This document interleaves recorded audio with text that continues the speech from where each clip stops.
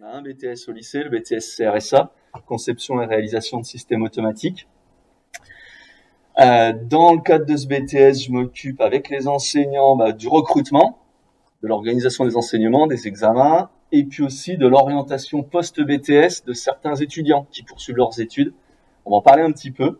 Donc l'idée, quand on se projette au lycée pour bien réussir son lycée, c'est se mettre en position de pouvoir accéder après le bac à quelque chose qui nous convient. Ça peut être un concours, ça peut être une formation courte, formation longue, peu importe, en apprentissage ou sous statut scolaire. Mais il faut essayer de se mettre dans les bonnes conditions pour avoir quelque chose qui nous correspond. Okay ? Mais pour ça, il ne faut pas partir au hasard. Alors après, on peut se dire, à chaque étage, en seconde, en première, en terminale, on a des choix importants. L'orientation, il y a des portes qui se ferment, qui s'ouvrent. Et donc, il y a des choix qui sont importants, très importants. Et puis, il y en a d'autres qui sont moyennement importants. Okay ?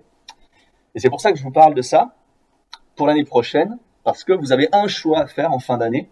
Vous demandez tel ou tel enseignement spécifique. Alors, juste un petit rappel des enjeux de pourquoi vous êtes ici en première ou terminale STI 2D. Il y a différents enjeux dans la formation. C'est d'abord obtenir le baccalauréat. C'est évidemment le premier objectif qu'on a quand on rentre en première, c'est de se dire dans 1 an et demi, 2 ans, je veux avoir le baccalauréat. C'est pour ça que dès la première, toutes les connaissances sont importantes. Maths, physique, enseignement technologique, mais aussi toutes les matières générales. D'autant plus que pour les épreuves, pour les disciplines pour lesquelles il y a des épreuves finales, c'est un programme qui court sur les 2 années. Et puis pour les disciplines qui sont évaluées en cours de formation par les E3C ou par le contrôle continu, et en fait finalement tous vos résultats pendant l'année de première et de terminale ont leur importance. C'est-à-dire que vous avez une part importante de contrôle continu, alors qui est encore plus importante dans le climat actuel, où certaines épreuves ponctuelles sont remplacées par du contrôle en cours de formation. Donc vous avez à peu près 10% de la note finale, c'est les bulletins scolaires, donc un peu plus en ce moment. 30% de la note finale, ce sont des épreuves communes, donc vous, en première, vous n'en aurez pas eu, c'est remplacé par du contrôle continu, donc une importance plus importante de vos notes trimestrielles. Donc vous avez des épreuves finales qui représentent 60% de la note finale, donc en fin de première, qui sont pour l'instant maintenues, et puis en terminale, qui auront lieu. Donc 2 épreuves de spécialité, maths physique pour la première, et puis enseignement technologique pour la deuxième, donc des épreuves écrites qui auront lieu probablement en mars, une épreuve de philo écrite de 4 heures en juin, et puis un oral final qui se déroule après l'épreuve de philo, qui s'appuie sur des problématiques qui auront été soulevées pendant la réalisation du projet de terminale. Ok ? C'est bon ? J'ai tout le monde ? Oui. Mais l'enjeu, le deuxième enjeu qui pour moi est le plus important et dont je vous ai parlé, c'est préparer la pré-bac, donc réfléchir à son orientation de la classe de première, et puis avoir un dossier post-bac de la meilleure qualité possible.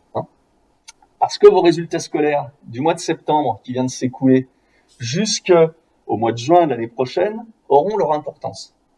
D'accord ? Si Parcoursup est bouclé au mois d'avril en termes de dossier, si jamais vous n'avez pas d'affectation au mois de juin, vous pouvez participer à une procédure complémentaire en terminale qui tient compte aussi des résultats du 3e trimestre de terminale. D'accord ? Et on a malheureusement une petite proportion, mais toujours une petite proportion d'élèves qui passent par cette procédure complémentaire. Donc tous les trimestres sont importants pour avoir un dossier de bonne qualité. Alors, je vais en parler un petit peu. Les poursuites d'études, il y en a beaucoup qui sont sélectives, c'est-à-dire pour lesquelles il y a un certain nombre de dossiers de candidats, et puis il y a un certain nombre de places, et donc l'établissement d'accueil. Exemple, nous, en BTS CRSA, on reçoit des demandes de dossiers, des dossiers de demande qui viennent un petit peu plein d'élèves. Et on est un des BTS qui est pas parmi les plus demandés de l'académie. D'accord ? On est même plutôt parmi les moins demandés de l'académie. Ce qui fait que, en moyenne, selon les années, pour 15 places, on a environ 150 demandes. D'accord ? Ce qui nous place parmi les BTS qui sont loin d'être les plus demandés. Mais par contre, ça peut être très variable d'une année à l'autre. Exemple, l'année dernière, on avait 190 candidatures. Cette année, on en a 330. D'accord ? Toujours pour 15 places. Ok ? Dans les IUT, dans les autres BTS, dans les écoles d'ingénieurs, ils ont les mêmes problématiques, c'est-à-dire qu'ils ont un nombre de candidats qui est supérieur, voire très supérieur au nombre de places offertes. Donc, parmi leurs dossiers, ils vont étudier, ils vont dire, on va retenir des dossiers Des élèves dont on pense qu'ils ont le potentiel pour réussir dans notre formation. Ok, donc je vais garder l'exemple de ce que je connais très bien maintenant depuis plusieurs années, c'est notre BTS de conception de systèmes automatiques. J'ai besoin de quoi? J'ai besoin d'élèves qui aient des résultats convenables en mathématiques, sciences physiques et enseignement technologique. Donc je vais regarder leurs résultats sur l'année de première, les 3 trimestres de première, les 2 premiers trimestres de terminale, en IT, I2D, 2 I2D pour l'année de terminale, en maths, en physique, etc. Je vais regarder les résultats. S'il n'y a pas un énorme trou quelque part, s'il y a un niveau qui correspond à peu près à ce que j'estime avec l'équipe être le minimum, je vais retenir les dossiers. Par contre, il y a une partie des dossiers que je vais écarter. Dire non, là c'est beaucoup trop fragile en maths et physique, en BTS ou en UT ou etc. Il faut quand même être capable de comprendre certains concepts mathématiques. Si on a un élève qui a des résultats beaucoup trop faibles, eh ben on va éventuellement ne pas retenir du tout son dossier. Et on va le mettre de côté. Oui. Faible, c'est combien? Enfin, vous avez pas les chiffres. Ça dépend de la formation demandée. Après, c'est beaucoup par habitude. Nous, je sais que par exemple pour le BTS CRSA, des élèves qui, soit en maths, soit en physique, soit en enseignement technologique, vont avoir sur certains trimestres une ou deux moyennes inférieures à 10. On va pas forcément s'effrayer. Quand on va commencer à avoir plusieurs fois de suite des moyennes inférieures à 10, voire inférieures à 8, là, ça va nous alerter et on va aller gratter un peu plus profond. Après, si vous plafonnez à 4 en maths pendant les 2 années et à 6 en physique, on va se dire, bah en fait, soit il n'a pas les capacités pour acquérir le contenu de maths et de physique de lycée, et c'est inquiétant par rapport au contenu de maths physique de BTS, donc on va être très très prudent. Soit c'est quelqu'un qui a absolument pas du tout envie de travailler dans ces matières-là qui peuvent être exigeantes par moment, et donc il n'a pas envie de faire des maths et de la physique en lycée, pourquoi il voudrait en faire en BTS? Ok. Et le deuxième point qu'on va regarder, par exemple nous en BTS CRSA, c'est les résultats dans les matières générales, mais surtout les appréciations. Je m'explique. Dans notre BTS, on forme des futurs techniciens qui vont concevoir des machines automatisées. Donc, ils vont être capables de dimensionner des pièces mécaniques qui viennent supporter des capteurs, des vérins, des tapis roulants. Ils viennent implanter des capteurs.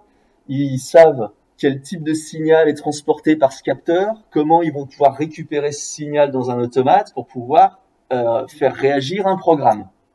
Ok?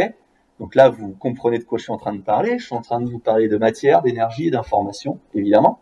Donc ce que vous faites actuellement, mais poussé vers la conception des machines spéciales. Quand un candidat au BTS qui est encore en terminale postule et qu'il a éventuellement des résultats qui sont faibles en philosophie, a priori, pour moi, en tant que responsable d'une formation en système automatique, la belle affaire. Mais je vais regarder ce qui est à côté de la note. Si vous avez 6 en philo, à la rigueur, je m'en fiche. Par contre, je vais regarder ce qui est en face. Si le commentaire, c'est fournit quand même des efforts malgré des difficultés, ça me va. Aucun problème pour moi. Je me fiche que vous ayez 6 en philo. Par contre, si à côté, il y a vient à un cours sur 2 et ne rend pas les devoirs, moi, ça m'embête. Parce que moi, je gère 15 étudiants de BTS CRSA en première année et autant en deuxième année. Mais je m'occupe aussi avec vos enseignants de voir s'il n'y a pas besoin de faire des investissements en matériel dans tel ou tel labo. Je m'occupe avec eux d'organiser les examens.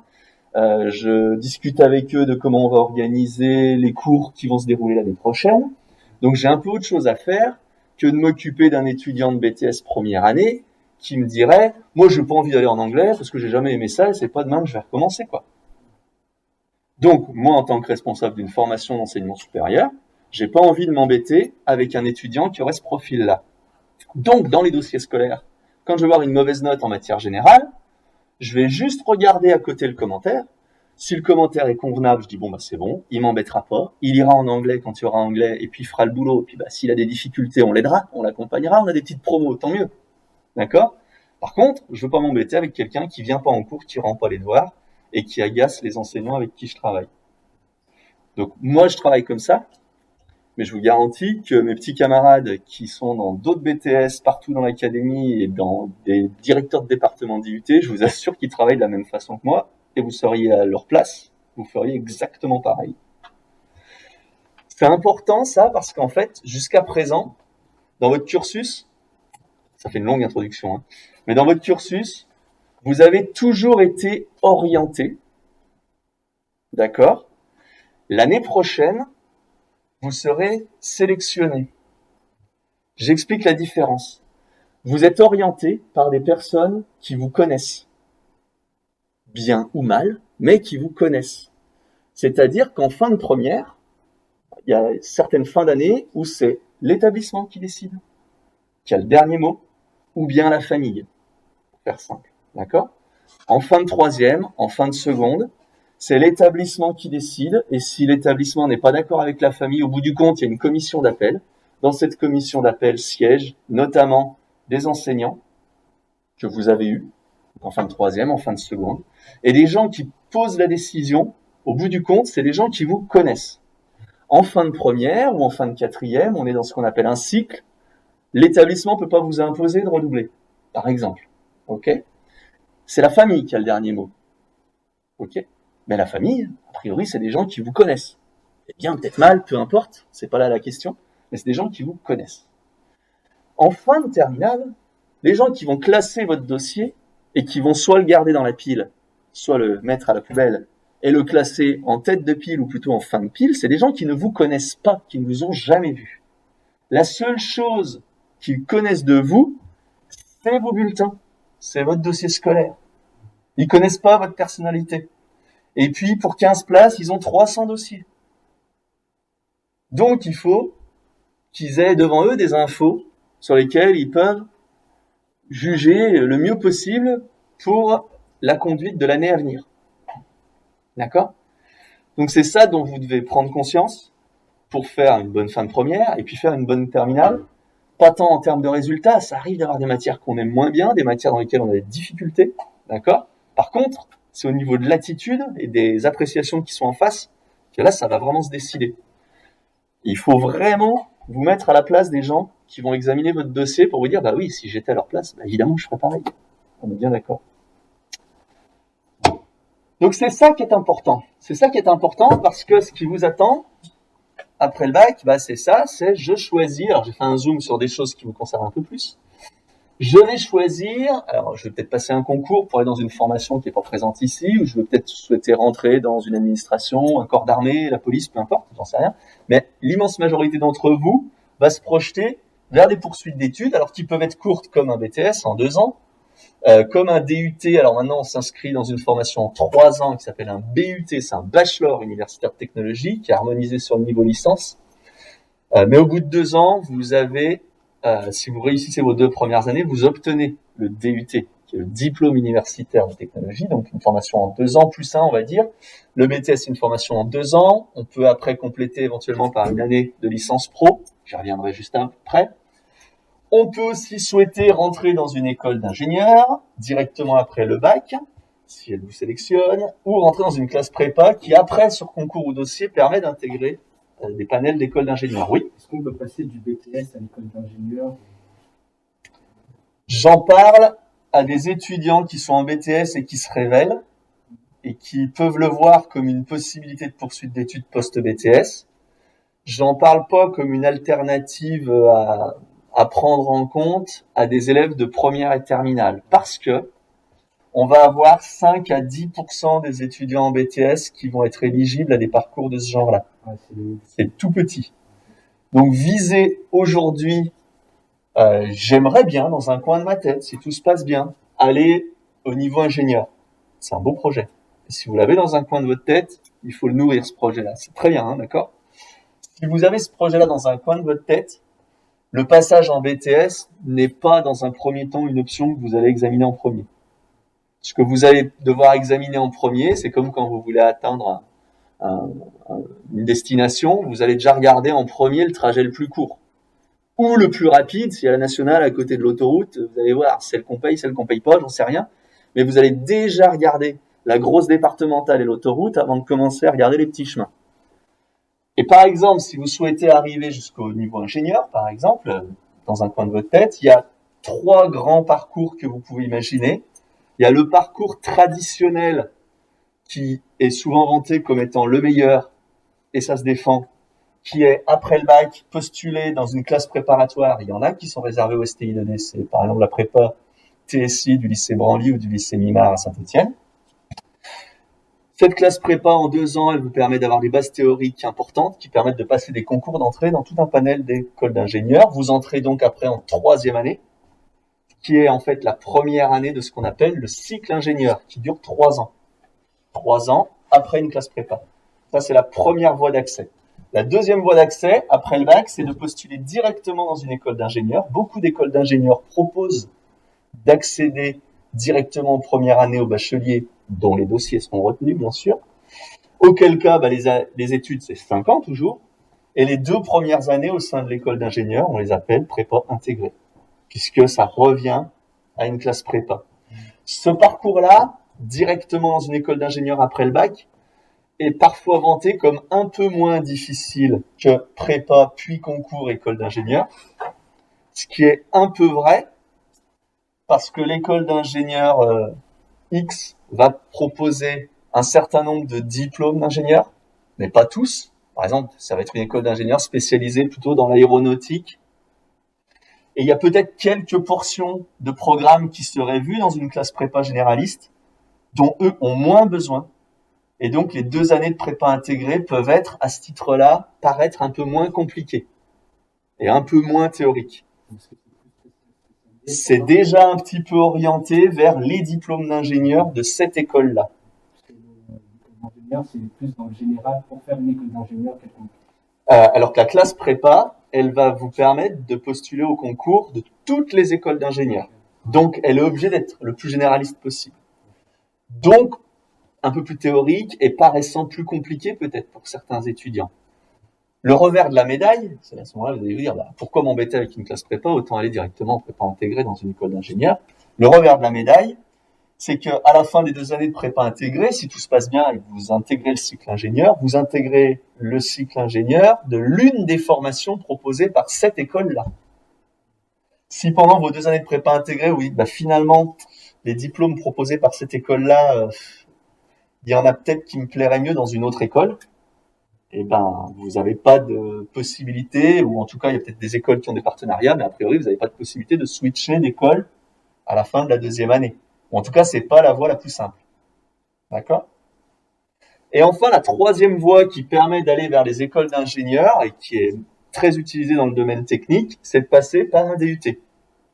D'accord? Les écoles d'ingénieurs recrutent en interne, recrutent en prépa et recrutent des sortants d'IUT. Aujourd'hui, il y a presque 80% des titulaires d'un DUT là qui poursuivent leurs études. Alors beaucoup en licence professionnelle, mais aussi presque un quart des diplômés de DUT technique, 25%, vont directement en cycle ingénieur après l'IUT. Donc là, on ne parle plus des 5% de BTS, là on parle d'environ un quart d'une promo de DUT technique qui après va en école d'ingénieur. Donc c'est une vraie 3e voie pour aller vers l'école d'ingénieur. Donc voilà, vous pouvez envisager ces 3 voies-là et vous dire, quand je ferai mes vœux Parcoursup, je vais faire des vœux dans ces différentes catégories-là, ou uniquement d'IUT, enfin bon, peu importe. Et puis, je me garde des vœux BTS plutôt en secours. D'accord? Et donc, pour entrer à l'IUT, en BTS, en classe prépa, en école d'ingénieur et dans beaucoup d'autres écoles spécialisées, c'est tout sur dossier. La seule admission en première année, plutôt courante, qui se fait pas sur dossier, mais sur l'obtention du bac uniquement, c'est la première année d'université, puisqu'en fait, le bac, c'est le premier diplôme universitaire. Il donne le droit d'entrer en première année à l'université. D'accord? Alors, effectivement, vous savez, vos études en première et terminale STI 2D sont un peu moins théoriques que celles de vos camarades qui sont en voie générale. Donc, le bac technologique, il est un peu moins bien fait pour aller à l'université que le bac général. D'accord? Ça n'empêche pas d'y réussir, ça n'empêche pas d'avoir le droit d'y aller, si ça correspond à un vrai projet. Si vous vous dites, je vais demander 3 IUT et puis 4 BTS dans le domaine technique parce que ça me plaît un peu, et puis si je suis pris nulle part, c'est pas grave, j'ai fait un vœu fac d'histoire géo et puis on verra bien ce que ça donne. On peut être assez pessimiste sur vos chances de succès parce que vous aurez sans doute pas une grande motivation pour vous faire violence et puis acquérir de nouvelles méthodes de travail. D'accord? Donc voilà. Je ne vais pas développer plus, mais vous avez compris l'esprit. Vous êtes en STI 2D et donc vous allez majoritairement vous projeter vers des diplômes qui vont vous emmener vers différents métiers dans le domaine de la plasturgie, de la conception, de la robotique, des réseaux informatiques. Voilà, donc tous ces termes-là vous évoquent des choses, peuvent correspondre à certains petits projets que certains d'entre vous peuvent avoir. Vous aviez une question? J'ai cru, excusez-moi. Et l'année prochaine, vous avez un choix à faire, à savoir si vous allez approfondir un peu plus l'un des domaines que cette année vous voyez déjà. Donc soit tout ce qui touche au domaine de la conception, je vais dire des objets manufacturés, des choses à taille humaine, on va dire. La conception de plutôt ce qui est bâtiment. Voilà. La conception de tout ce qui est plutôt système d'information, numérique, programmation. Ou la conception de tout ce qui touche aux énergies et à l'environnement. D'accord ? Donc c'est en ça que vous avez un choix à faire. L'objectif, c'est quoi de cet enseignement spécifique? C'est de passer un peu plus de temps sur un domaine qui peut soit correspondre à quelque chose que vous préférez, par goût, soit quelque chose qui vous semble correspondre à ce que vous voudrez faire après le bac. Mais ça ne sera pas déterminant sur votre capacité d'être recruté dans le post-bac. Pour deux raisons. La première raison, c'est que quand vous faites de l'AC, vous ne pouvez pas vous abstenir de réfléchir aux questions sur la durabilité des éléments matériels que vous allez utiliser, des matériaux que vous allez utiliser. Vous ne pouvez pas vous empêcher de vous interroger sur les capacités thermiques de tel ou tel matériau, sur l'impact sociétal de tel ou tel type de construction. Donc ça, c'est des problématiques très généralistes, d'accord ? Sur l'intégration dans le bâtiment de systèmes d'information, de moyens de contrôle, de capteurs, etc. Donc, quand on fait de l'AC, on fait toujours aussi un peu du reste. Quand on fait du CIN, quand on conçoit un programme, la plupart du temps, on pilote quelque chose, on communique avec des gens, on utilise de l'énergie, d'accord ? Quand on fait de l'e-tech, mais on a toujours de l'électronique embarquée, on a toujours une gestion d'énergie, etc. D'accord? Donc, c'est pas parce qu'en terminale, vous choisissez un enseignement spécifique que vous allez arrêter de faire le reste, et c'est surtout ce qu'il faut pas faire. D'accord? Donc, si vous vous dites, l'année prochaine, je veux faire e-tech parce que je peux absolument plus piffrer tout le reste, il faut vous interroger sur votre présence en STI 2D, mais surtout, il faut vous interroger sur le fait que non, je dois prendre conscience que je ne fais pas de la conception d'une pièce en faisant abstraction de tout le reste. D'accord? Donc ça, c'est pour ce qui est un peu le côté votre goût personnel. L'épreuve écrite au bac, il y a une partie qui touche à tout. Et puis après, il y a une partie qui est spécifique à l'enseignement choisi. Mais il y a bien une partie commune. Et enfin, le projet d'abord, il mixe toutes les problématiques. Il fait un focus un peu plus important sur votre enseignement spécifique. Mais tout est mêlé. Et enfin, le grand oral, à l'examen, il s'appuie sur les problématiques soulevées pendant le projet et pas sur les solutions techniques que vous avez abordées. D'accord? Donc, pas d'enjeu particulier au niveau de l'examen. Et puis, moins d'enjeux par rapport à vos préférences puisqu'il y a des choses qui sont mêlées. Maintenant, le post-bac. Alors, j'ai pris 3 exemples sur le post-bac. J'ai été fouillé à l'INSA, école d'ingénieurs locale, et savoir un petit peu comment ils recrutent l'INSA. Alors, qui peut candidater à l'INSA? Alors, ils recrutent des bacs généraux, mais moi, j'ai fait un focus sur les bacs technologiques. Les candidats titulaires ou en cours d'obtention du bac STI 2D, toutes options ou enseignements spécifiques, peuvent choisir l'INSA de Lyon ou l'INSA de Toulouse, puisque j'étais sur le site commun à l'INSA de Lyon et l'INSA de Toulouse. Il y a même des élèves de STL, Sciences et Technologies de Laboratoire, qui peuvent candidater à l'INSA Lyon s'ils ont suivi une certaine spécialité, c'est bien précisé. Mais pour les élèves de STI 2D, pour eux, c'est tout enseignement spécifique, toutes options, aucun problème pour eux. Donc, on peut choisir autre chose. Allons à l'IUT. Prenons un DUT informatique. D'accord ?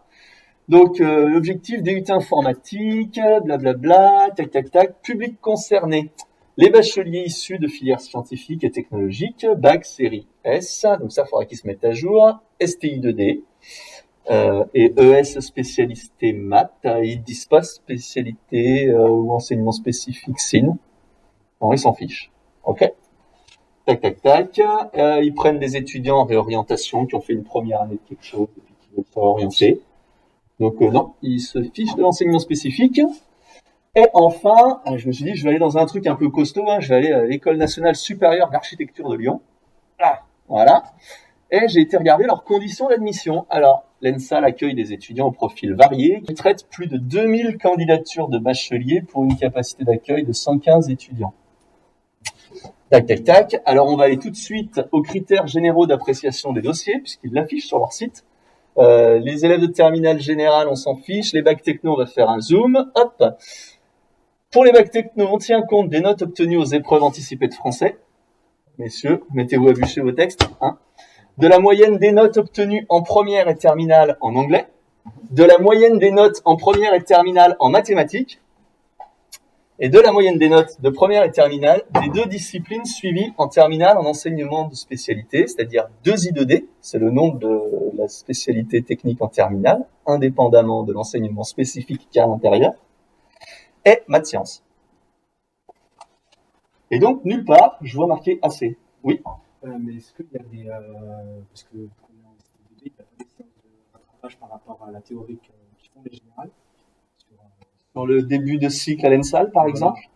Alors, dans chaque école d'ingénieurs ou école d'archi ou DUT, où on a un public mixte entre ceux qui viennent de voie générale et ceux qui viennent de voie technologique, il y a toujours un souci qui est fait pour accueillir et mixer ces publics pour que, après une période d'adaptation d'un semestre ou d'une année, on puisse au bout d'un moment plus trop faire la différence entre les ex-STI2D ou les ex-bacs généraux, tout comme nous en BTS. Au bout d'un an, on n'arrive des fois plus trop à faire la différence entre les ex-bacs techno et les ex-bacs pro. On arrive bien à faire la différence entre ceux qui ont compris qu'il fallait travailler et puis ceux qui ont toujours pas compris qu'il fallait travailler.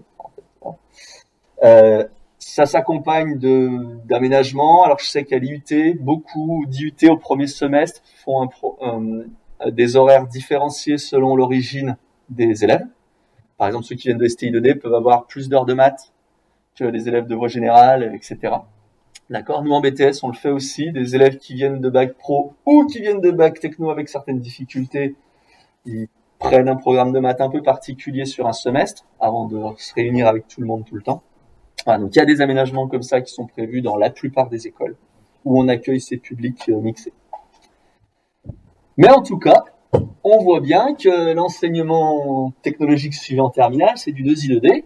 Il permet de développer des connaissances dans tous les domaines, information, énergie, matériaux, comme en première, vous commencez à avoir des connaissances dans ces domaines-là. Il y a des connaissances qui sont approfondies dans l'enseignement spécifique qui est choisi, mais quel qu'il soit, cet enseignement spécifique, il permet de développer des compétences qu'on va appliquer en projet.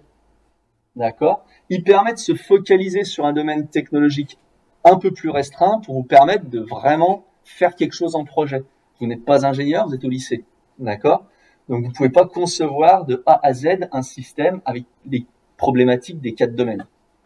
Donc, l'enseignement spécifique, il est là pour vous aider à vous focaliser un peu sur l'un des domaines, pour aller plus loin et être plus efficace dans ce domaine-là pour le projet. D'accord ? Il vous permet parfois de confirmer ou non une préférence pour un domaine, mais il n'est pas déterminant dans les possibilités de poursuite d'études. Et là, j'ai été vraiment sur des sites, j'ai fait des screens, et puis on le constate bien, ils affichent bien dans leur mode de recrutement que eux, l'enseignement spécifique, ils s'en fichent. Et ils ont raison de ne pas regarder les notes en enseignement spécifique. Parce que vous le verrez, comme vous le voyez déjà en IT quand vous travaillez en mode projet, ce qui fait la qualité d'un compte rendu à l'oral d'un projet, c'est pas vos compétences dans la discipline. C'est votre capacité à dire, bah voilà, on a fait ce choix-là pour telle raison, et on a constaté que soit le choix était bon, tant mieux, soit le choix n'est pas bon, parce que on s'est rendu compte après que quand vous faites ce type de restitution en mode projet, vous avez compris quels étaient les objectifs, vous avez expliqué quels étaient vos choix, et vous avez été capable de conclure, c'est bon, tant mieux, c'est pas bon, pourquoi ? D'accord ? Donc, vous pouvez avoir d'excellentes notes en projet, donc en enseignement spécifique, sans être forcément le plus pointu du monde dans ce domaine-là. Donc, ça ne doit pas être un critère de choix déterminant. Et le projet abordé en terminale, j'en ai parlé, il permet d'aborder des problématiques sur lesquelles les questions que vous proposerez de passer au grand oral vont s'appuyer. Mais c'est pas des questions techniques. Pourquoi j'ai choisi ce composant-là? Ok? Alors évidemment, si je prends la peine de vous voir pour vous expliquer tout ça, vous le comprenez bien, c'est parce que il est probable que vous ayez pas tous votre premier vœu en fin d'année. D'accord? Donc, nous, en fin d'année, on va se rendre compte qu'on a des capacités d'accueil dans les 4 enseignements spécifiques qui sont pas forcément toutes les mêmes, qui dépendent d'un certain nombre de critères. On a une disponibilité de labos spécialisés qui n'est pas extensible, ce qui fait que, par exemple, en SIN, je peux pas accueillir plus de 2 groupes chaque année. D'accord? Donc, 36 élèves en SIN, c'est le maximum qu'on peut accueillir. Ou alors, il faudrait qu'on équipe un autre labo, et ça va nous poser des problèmes, et puis on va pas équiper un labo complet pour une année, si l'année d'après, il y a moins d'élèves. Enfin, vous comprenez, c'est des frais importants. Et en plus, en général, ça correspond à peu près au volume d'élèves qui le demandent en premier. Donc, ça tombe bien, on s'ajuste à ça. En e-tech, on pourrait monter à 3 groupes, on l'a déjà fait. Quand on avait 4 classes, là on a 3 classes, donc on se limite à 2 groupes. Et en AC et en EE, pour 2 raisons différentes, on se limite à 1 groupe, donc c'est-à-dire maximum 18 élèves.